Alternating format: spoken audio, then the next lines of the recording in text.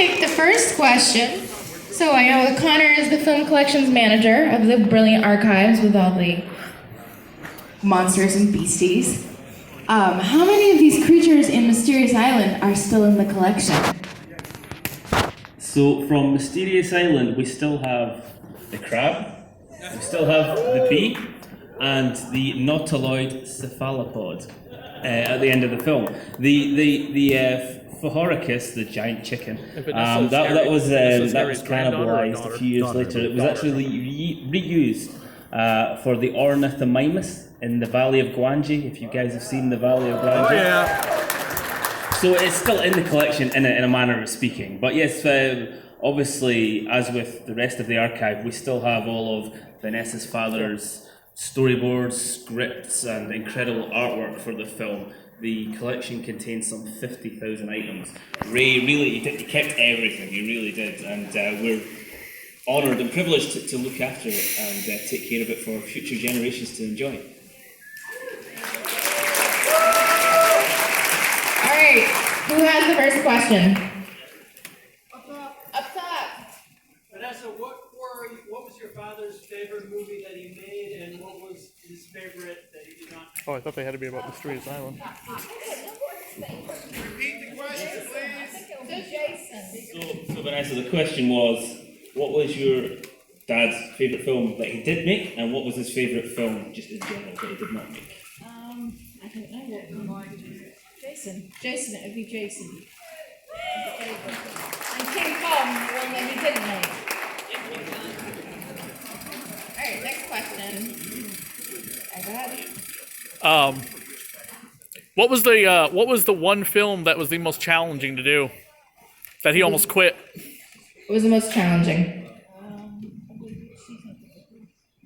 I think probably Clash, because it had the most animation in it, and Medusa with all the snakes and everything. Alright, any other questions? Right here in the front. Was he a gearhead and did he have a great shop? Did he have a what? A great shop, studio, workplace. He just had it upstairs in our house in London. It was just a shop, so no. Into the microphone, please. Can you hold it closer to your mouth?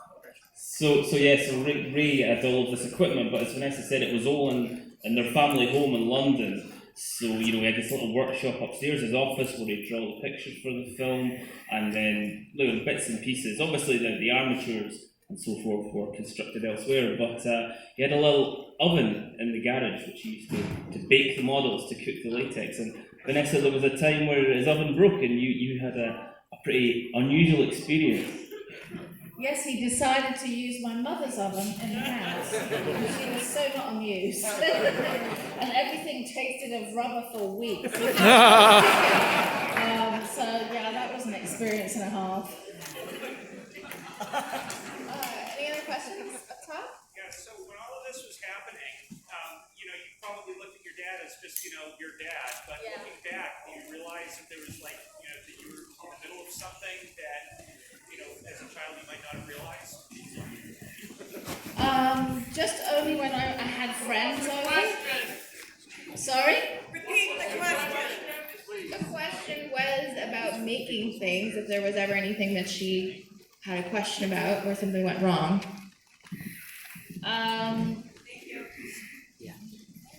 So it's more about, did you realize when you were a kid, what you were sitting in the middle of, versus now you're an adult, you look back and you see these films and realize, oh my God, my dad actually did this stuff. So was there that kind of realization that is there is now?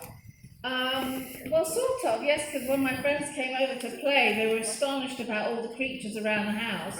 And literally, they were everywhere. They were upstairs in his office, there were bronzes all over the place. And to me, it seemed very natural, but it was my friends that obviously said to me, this isn't normal, and everybody doesn't have dinosaurs to play with. So you have something very unique here. So it was a very unique childhood and a very privileged one. Vanessa, did you have a special relationship with Guanji? Yes, I did. There's a story of when I was little. My mother took me to Harrods, which was a big supermarket in London, and we were in a queue, and two old ladies came up and asked to see. I had a baby buggy at the time, and I was wheeling it with my mum, and they asked to see the dolly in the baby buggy. So I said, sure, go have a look at it, and I was only wee, and they pulled it back, and there was this onesie snarling at them, and they were horrified, and my mother got such a telling off because they said that I would never be normal, and which I'm not.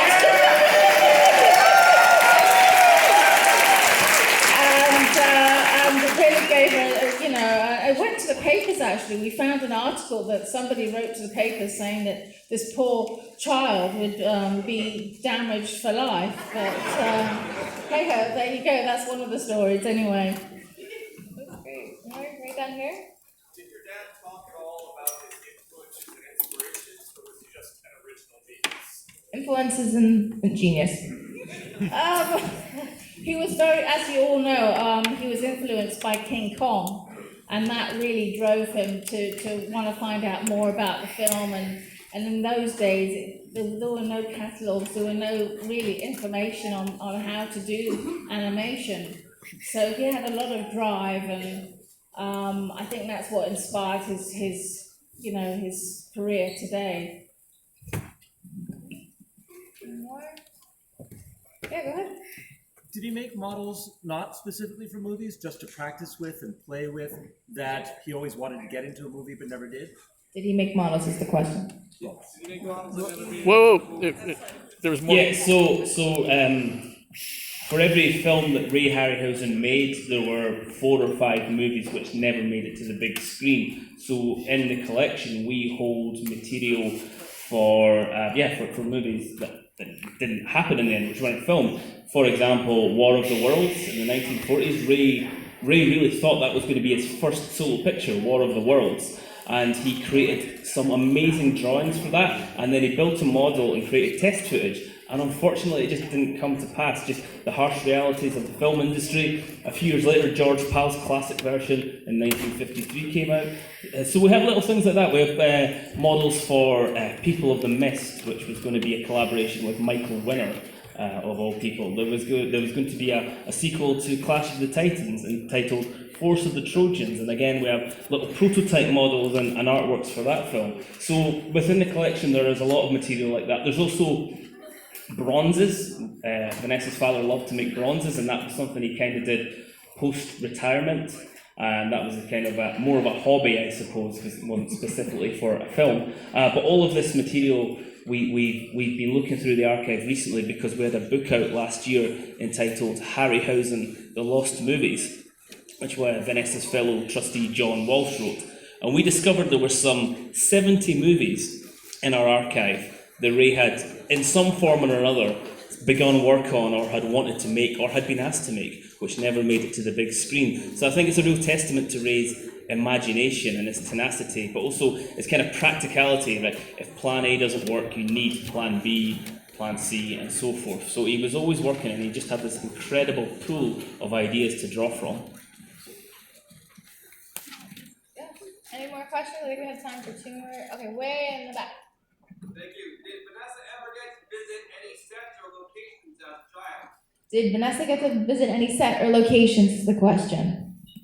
Yes, I was very privileged to be on the set of Guangxi, and there's pictures of me on my dad's lap while he's filming some of the sequences, and in one of the little horses too, or big horses. And then I was on the set for Golden Voyage, Eye of the Tiger, and Clash of the Titans. And in fact, in Clash of the Titans, Dad used me as a prop for Judy Bowker because at lunchtime they were doing a setup for the location of the rocks where Judy gets tied up to the rocks for the Kraken.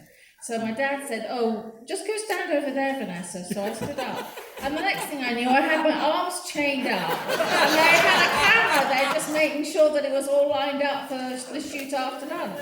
So that's the only one, thank God, I've ever been on. But So just to let you all know, Vanessa has written a book actually for her father's 100th birthday. This year would have been Ray's centenary, and that's one of the stories from the book. And we actually have the photo of Vanessa chained to the rocks. I really had to twist her arm to let us use it because, it's, I guess that's a private woman being tied up like that. It's really awkward, but look out for it coming this summer. The book's going to be called Ray Harryhausen, Titan of Cinema. It's going to be Vanessa's personal memories of growing up on all of these film sets and with around all these incredible creatures. Woohoo!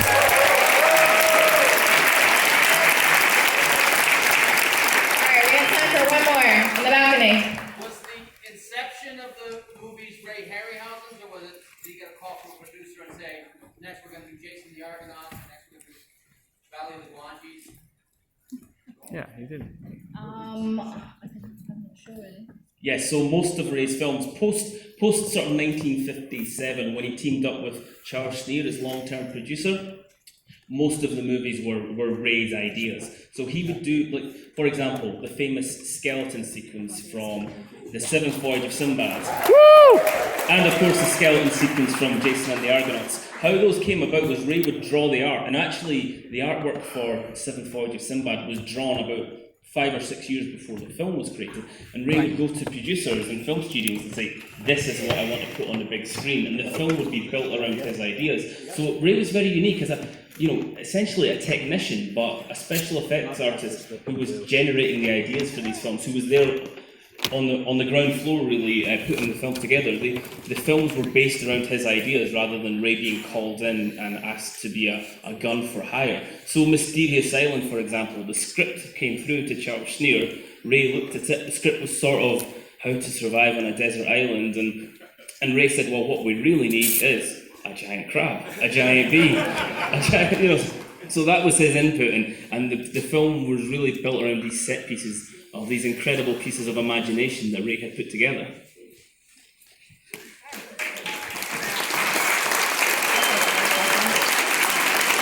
And I'll take the last question for both of you. What's your favorite creature that Ray made? Well, mine would have to be Guanji. I'm going to go for the Cyclops from The Seventh Voyage of Sinbad. And that is, again, it's a model that still exists. We only have the armature of that creature left, but still incredibly impressive. And it's our job at the Foundation to take care of Ray's collection and exhibit it. And we've been working really hard on restoring Ray's original models, for his centenary year. I just have to quickly say, Talos is my second favourite model from Jason and the Argonauts. He's now been repaired. He was in a very, very fragile state, but our conservator, Alan Friswell, has restored Talos to his original form, so he's back to his 1963 self, and hopefully you'll all be able to see Talos in person sometime soon. Woohoo!